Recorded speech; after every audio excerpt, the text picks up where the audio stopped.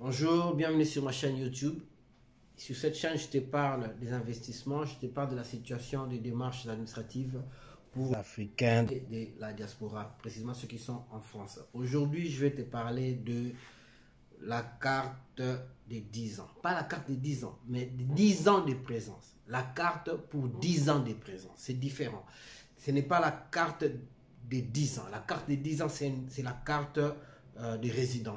Aujourd'hui, je ne parle pas de la carte résident parce que j'en ai déjà fait, j'ai déjà parlé de ça dans des émissions précédentes. Aujourd'hui, je te parle d'une carte qui est supposée être accordée aux étrangers qui ont fait au moins 10 ans de présence en France. Aujourd'hui, je vais te parler en long et en large sur cette supposée carte. Entre-temps,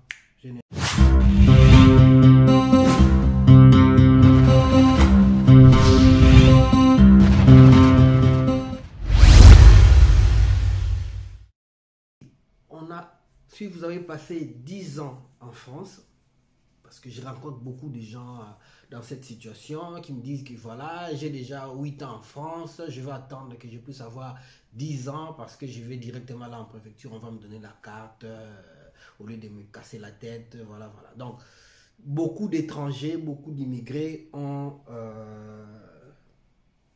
dans leur tête cette carte. Donc, il semblerait qu'il y a une carte qui est accordée, qui est reconnue aux réfugiés, enfin, aux immigrés, dès lors qu'ils ont au moins 10 ans de présence en France. En réalité, cette carte n'existe plus. Si vous êtes dans ces cas-là, je voudrais vous informer, malheureusement en tout cas, que cette carte n'existe plus. Qu'est-ce qui s'est passé avant? Avant, effectivement, quand on avait accompli 10 ans de présence en France, et qu'on a toutes ces preuves, les preuves de présence, on n'avait plus qu'à se présenter en préfecture pour que la préfecture vous donne une carte vie privée et familiale d'1 an. Alors aujourd'hui, depuis la réforme qui est entrée en vigueur en avril de l'année passée, donc 2021, cette disposition qui prévoyait qu'on puisse accorder aux étrangers, cette carte n'existe plus. Elle n'existe plus, donc plus la peine de se dire que voilà, je vais attendre que je puisse avoir 10 ans de présence en France pour que je puisse faire ma demande de régularisation. Il faut le faire le plus tôt parce que maintenant ça revient au même.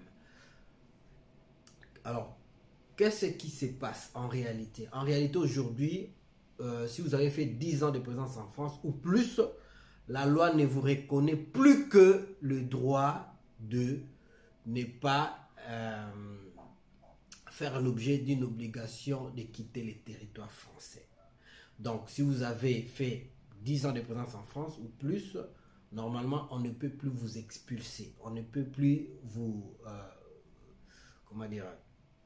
vous adresser une OQTF, une obligation de quitter le territoire français. Donc, c'est la seule issue qui vous reste en fait. Donc, c'est le seul avantage que la loi de l'année passée vous est accordée. Mais cette loi-là ne vous accorde plus, donc la réforme de la CESEDA ne vous accorde plus la possibilité, la faculté d'aller faire une demande de régularisation parce qu'on a accompli 10 ans de présence en France. Pour ceux qui sont dans cette situation, moi je leur demande ceci. Si vous avez 10 ans de présence en France, ça peut être un élément parmi tant d'autres. Ça peut être considéré comme un motif exceptionnel, effectivement, mais qui ne vous reconnaît pas, qui ne vous donne pas la possibilité de se faire régulariser. Alors, ce que vous allez faire, c'est quoi? C'est que vous allez voir quelles sont les facultés ou quels sont les critères dans lesquels vous vous retrouvez pour faire votre demande de régularisation. Ça peut être que vous êtes soit salarié, donc vous allez faire une demande de régularisation en tant que salarié, mais dans cette demande de régularisation, vous adjoignez, ok, vous essayez de adjoindre tous vos documents de présence en France des 10 ans. Donc ça sera un plus dans les dossiers. Ok, avec un dossier comme ça, ce sera difficile que la préfecture ou l'administration puisse vous refuser votre demande.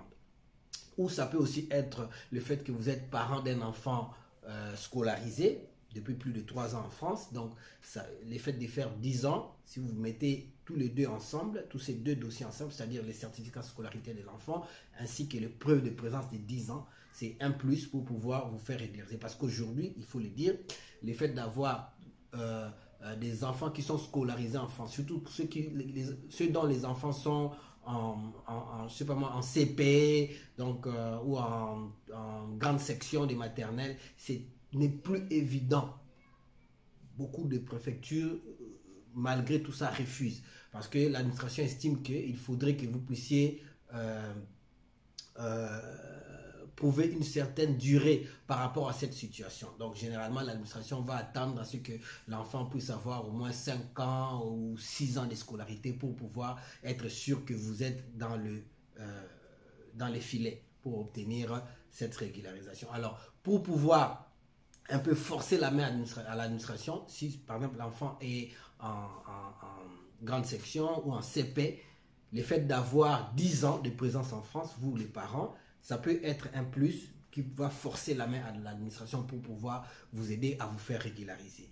Et ça peut aussi être, vous pouvez aussi être un parent d'enfants français, par exemple pour ceux qui ont fait des démarches de parents d'enfants français, mais qui n'a pas été reconnu, donc parce qu'il faut dire que dans les 2 ans qui viennent de se passer, il y a eu beaucoup de choses. Beaucoup d'étrangers n'ont pas vu leur demande de régularisation être acceptée à la préfecture, bien qu'ils soient parents d'enfants français. Si vous êtes dans cette situation-là et que vous estimez que vous avez accompli déjà 10 ans de présence en France, ça peut aussi vous aider à vous faire régulariser. Donc aujourd'hui, ça fait un plus en fait dans les dossiers. Mais le fait d'avoir seulement 10 ans de présence en France et aller demander une régularisation, pour moi, ça me paraît aujourd'hui une démarche hasardeuse. Hasardeuse, pourquoi? Parce que vous risquez à la fin d'avoir votre dossier refusé. Et aussi, malgré que la loi a interdit à ce que les préfectures puissent vous octroyer des OQTF, donc des obligations de quitter le territoire, à ceux qui ont déjà 10 ans de présence en France, mais il y a certaines préfectures qui s'entêtent, par exemple Paris et autres,